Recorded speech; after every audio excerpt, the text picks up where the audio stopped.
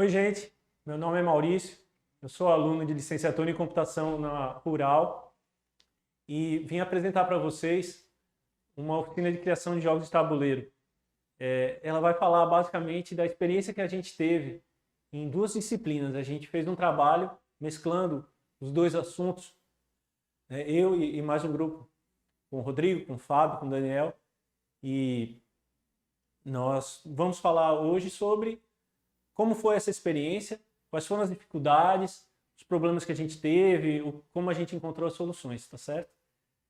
O nome do jogo é Afro-Ciberdelia. Antes eu quero falar um pouquinho sobre, fazer uma introdução sobre jogos de tabuleiro, né, para mostrar que há uma linha desde os mais antigos, né, que no caso, isso tem registro, é o gamão, no norte da Índia, depois no norte da China, desculpa. Depois a gente tem o chaturanga, que é da Índia, que foi o precursor do xadrez.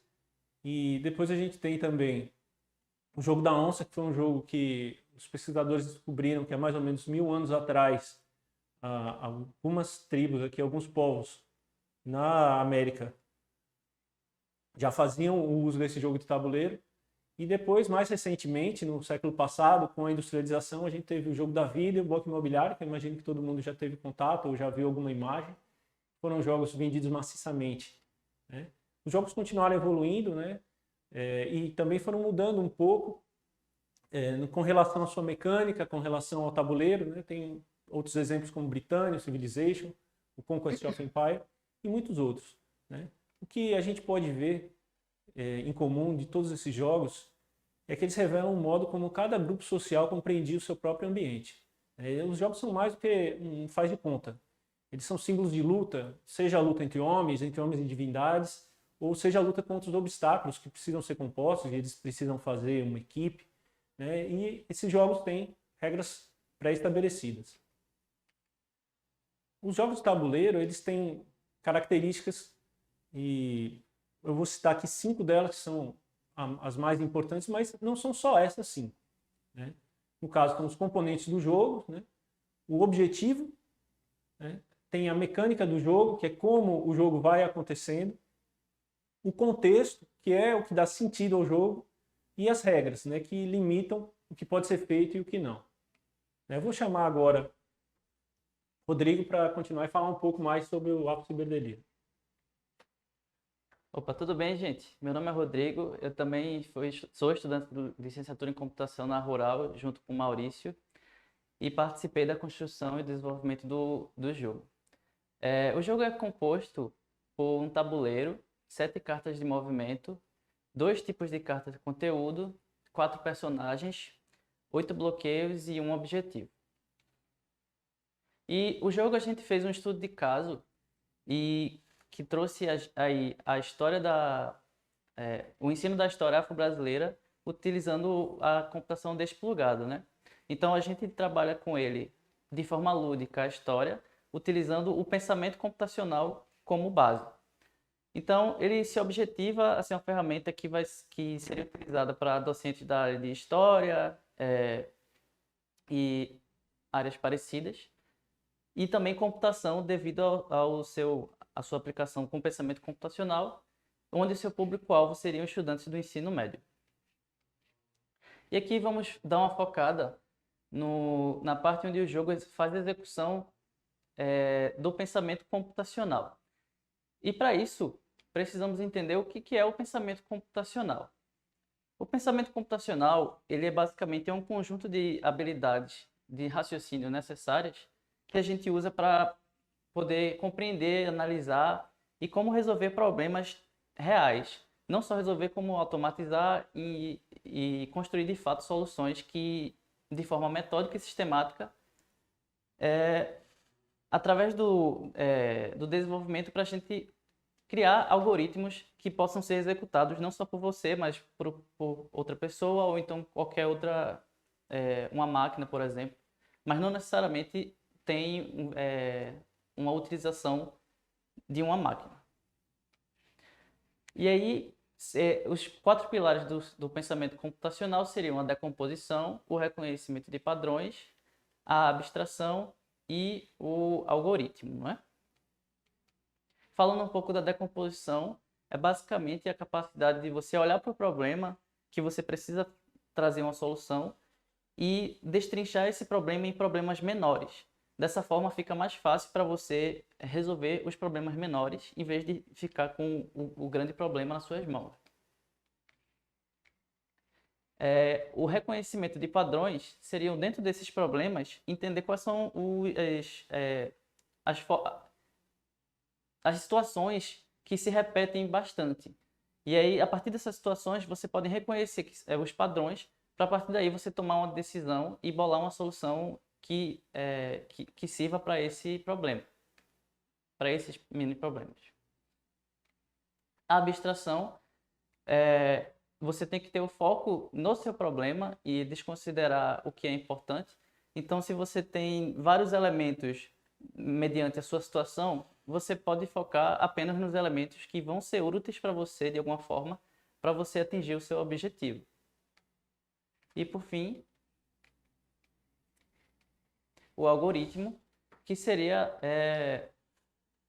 a partir de todo esse desfecho dos outros pilares, você conseguir montar um passo a passo para realizar a solução do seu problema. E no Afrociberdelia, ele aplica o pensamento computacional quando, na abstração, porque os seus jogadores precisam entender qual é o seu objetivo e entender o que é importante no seu objetivo para você conseguir alcançar ele. Na decomposição, porque existem vários fatores que podem ajudar você a alcançar o seu objetivo.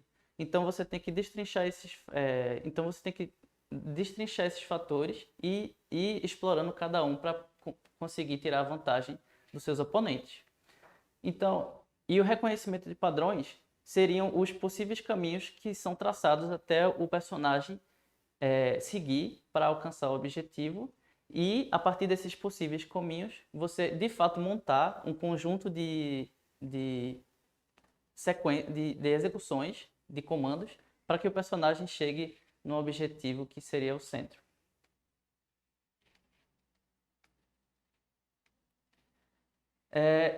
E o jogo também trabalha, como a gente mencionou anteriormente, de forma lúdica a história afro-brasileira. E aí o Maurício vai falar um pouco mais sobre essa parte. Bom, sobre essa parte, né, que é trabalhar a história afro-brasileira, esse foi um desafio proposto na disciplina de Relações Étnico-Raciais, que justamente trabalha esse conteúdo, né? O desafio que foi proposto para a gente era criar uma atividade para aluno de ensino médio que eles tivessem contato com a história afro-brasileira. Justamente porque ela normalmente não é conhecida, ela não está normalmente no conteúdo. Isso é uma coisa mais recente, né? Incluída na lei e que vem acontecendo aos poucos. Então, a ideia era que a gente montasse alguma coisa. O que seria essa coisa? Poderia ser um jogo, poderia ser uma aula. A gente optou justamente por integrar isso no jogo do pensamento computacional, né? E essa parte do jogo a gente integrou criando um jogo de perguntas e respostas, né? E aí isso ficou integrado com a mecânica do jogo. Ou seja, para que a pessoa conseguisse fazer os movimentos do jogo, era preciso que ela acertasse e ganhasse cartas que davam direito a esse movimento. No caso, acertasse perguntas sobre a história afro-brasileira, tá? E a gente fez dessas cartas, a gente fez dois tipos diferentes. A gente fez as cartas Eu Sou, né, que davam 3 cartas de movimento para cada acerto, e as cartas Verdadeiro ou Falso, que davam 2 cartas de movimento. Isso já foi feito já pensando na dificuldade. Então, como as cartas Eu Sou a gente percebeu que eram mais difíceis de acertar da resposta, então elas tinham um prêmio maior. Nessas cartas, né, como vocês podem ver, o jogador precisa acertar quem é a personalidade, né? Então a gente tem ali o exemplo dessa carta. A resposta correta é Elza Soares. Então o jogador ele falaria para o oponente: com uma voz marcante, já foi premiada com o Grammy Latino de melhor álbum MPB pelo trabalho A Mulher no Fim do Mundo, né? Se o jogador acertasse, ganhava as as 3 cartas de movimento. Se errasse, não ganhava nada. Nas cartas de verdadeiro ou falso, aí já ficava mais fácil acertar, porque podia chutar, né? Então o jogador precisava acertar se a afirmativa era verdadeira ou falsa, né? Então, por exemplo, algumas opiniões e posturas racistas têm como base a aparência física para determinar que negros são bons ou ruins, competentes ou incompetentes, racionais ou emotivos. Isso é verdadeiro, né? Então a pessoa poderia acertar porque sabia, poderia acertar porque chutou. Por isso que o prêmio aí eram somente 2 cartas de movimento. Os conteúdos que a gente tirou, tanto das cartas de verdadeiro ou falso, quanto das cartas eu sou, vieram justamente dos temas que foram tratados em sala, né? No caso com o professor Aristeu. E as personalidades das cartas eu sou, a gente também fez uma pesquisa na internet, depois passou para o professor e ele aprovou alguns nomes, outros não, né? Justamente com esse critério de relevância para a história e também pensando um pouco no jogo, né? Serem personalidades que as pessoas, o público maior reconhecesse, porque já era pensado que o nosso público-alvo seriam alunos do ensino médio. Bom, vou falar um pouco sobre o desenvolvimento do jogo. Para desenvolver a ideia do jogo, inicialmente nós escolhemos a limitação de envolver o tema da história afro-brasileira no contexto que tivesse pensamento computacional. E a palavra limitação, nessa circunstância, é justamente o que coloca o limite, né? A limitação foi a origem da necessidade da inovação. Porque quando a gente vai criar algo novo, há uma certa dificuldade, você pode ficar um pouco perdido, você pode pensar, o que eu vou fazer? São muitas possibilidades e é difícil conseguir, às vezes, iniciar. O que deu justamente o ponto de partida para a gente conseguir iniciar foi colocar essas limitações. A partir do momento que a gente sabia o que queria, a gente poder começar a trabalhar em cima disso. Uma outra forma, que não foi a que a gente fez, mas que também pode ajudar, é você trabalhar um pouco sobre aquilo que você... Pensar primeiro o que você não quer no jogo. Isso já ajuda também a criar limitações. Bom, o que a gente pensou? Existem muitos jogos de tabuleiro, alguns que abordam pensamento computacional, e a gente acreditou que fazer essa junção do pensamento computacional com a história afro-brasileira seria algo inédito. E a gente pode então afirmar que todas essas limitações foram o que direcionaram a nossa criatividade, foram fundamentais para a gente sair da fase das ideias e ir realmente para a realidade. Outra limitação foi que o jogo fosse educacional e que ela atendesse a competências da Base Nacional Curricular Comum, que é a BNCC, né? O Afrociberdelia está em consonância com a 5ª competência da BNCC, que propõe compreender, utilizar e criar tecnologias disponíveis digitais de informação e comunicação de forma crítica, significativa, reflexiva e ética nas diversas práticas sociais, incluindo as escolares, para se comunicar, acessar e disseminar informações, produzir conhecimentos, resolver problemas e exercer protagonismo e autoria na vida pessoal e coletiva. Eu acho que isso tem muito a ver também com o desafio de vocês. Nesse momento, nós sabíamos que queríamos um jogo de tabuleiro que abordasse de forma integrada pensamento computacional e a história afro-brasileira, que atendesse a BNCC e que o nosso público eram os estudantes de ensino médio. O passo seguinte foi a pesquisa sobre jogos de pensamento computacional, jogos de tabuleiros e jogos de cartas. Nisso a gente foi realmente na internet, a gente usou, como no nosso caso, que é um pouco diferente do de vocês. No nosso caso era algo acadêmico, a gente usou muito o Google Scholar e a gente encontrou 2 casos muito interessantes. O Logi Runner, que serviu de inspiração, que também era um jogo de tabuleiro, pensamento computacional, e os Algo Cards, que serviram muito de inspiração nas cartas de movimento. E a partir disso a gente foi imaginando o nosso tabuleiro, né? A gente percebeu que o formato quadrado, com as indicações de coordenadas, era o melhor. E dessa forma o jogador teria um caminho a seguir, né? E a primeira versão a gente fez utilizando papel. E isso é muito importante. A gente precisa fazer logo um protótipo. Não tem problema que seja algo simples, não tem problema que não esteja bonito, mas fazer o protótipo é o que vai te ajudar a perceber se aquilo funciona ou não, né? A gente fez um protótipo, logo de cara a gente percebeu qual era o tamanho ideal do tabuleiro, a gente percebeu também algumas limitações que a gente estava pensando que iria funcionar. E quando a gente tentou jogar, a gente percebeu logo de cara que não iria, né? E a gente vamos falar um pouquinho disso, né? O teste nesse protótipo foi mais simples, mas foi fundamental. Nele a gente verificou quais as formas de movimento funcionavam, percebemos os erros, no caso a quantidade de bloqueios, que era meio que infinita ali, ou tinha uma quantidade grande, a gente limitou. Ajustou a dificuldade do jogo, tanto com o tamanho do tabuleiro quanto a localização do objetivo. A gente viu a definição dos movimentos e a gente viu também o ritmo do jogo, porque não pode demorar muito, o jogo não pode ser indefinido ou até você ter um problema com a quantidade de cartas, né? Não é interessante que elas acabem ou que você tenha repetição, pelo menos em uma partida. E aí depois que a gente foi fazendo isso, a gente já tinha uma ideia também do design do jogo, aí a gente foi e mandou imprimir. No caso do design, no nosso caso, né, como alunos de computação, a gente não ia trabalhar a parte do desenvolvimento do design. A gente chegou em uma designer, passou as ideias para ela, a gente explicou, olha, o jogo que a gente quer tem essa temática, tem essa movimentação, e a gente está pensando em algo assim, como é a história afro-brasileira, a gente até me lembro que ela deu uma ideia, ela falou, eu estou pensando bastante da época disco, da música, né, tem a coisa da cibedelia, eu falei, pronto, então essa cor laranja do tabuleiro tem a ver até mesmo com isso, e um pouquinho da estética do jogo foi uma criação dela mesmo. Mas aí eu tenho certeza que vocês, com uma equipe multidisciplinar e com os professores, também vão trabalhar essa parte e tem todo o conhecimento para isso, né? Então, depois que a gente decidiu que o jogo estava pronto, a gente começou a fazer teste, né? Começou a jogar mesmo. E aí, basicamente, a gente achou que estava legal e falou, beleza, tá tudo certo, né?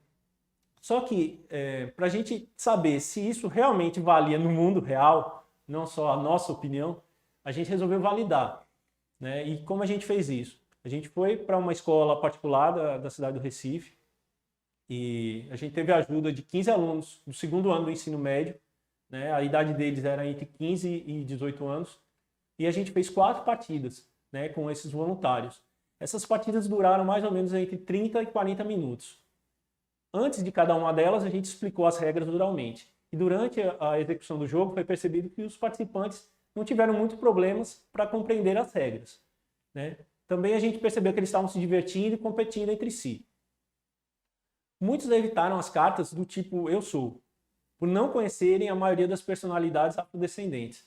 Então eles escolhiam na maior parte do tempo responder as cartas de verdadeiro ou falso.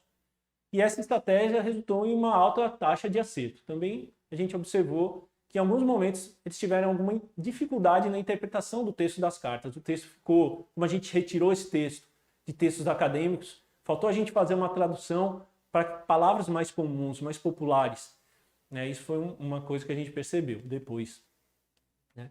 No final desse jogo a gente aplicou um questionário, né? Existiam várias afirmativas nesses questionários. E a gente dividiu as perguntas com motivação, relevância, confiança, satisfação, experiência, desafio, habilidade e competência e o divertimento, né?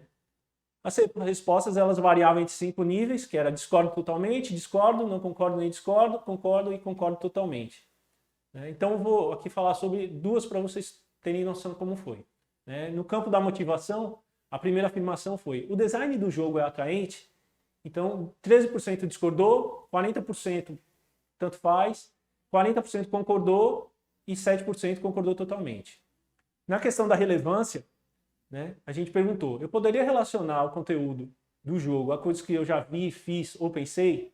Né? 7% discordaram, 53% concordaram e 40% concordaram totalmente, o que mostra aí como o contexto é importante.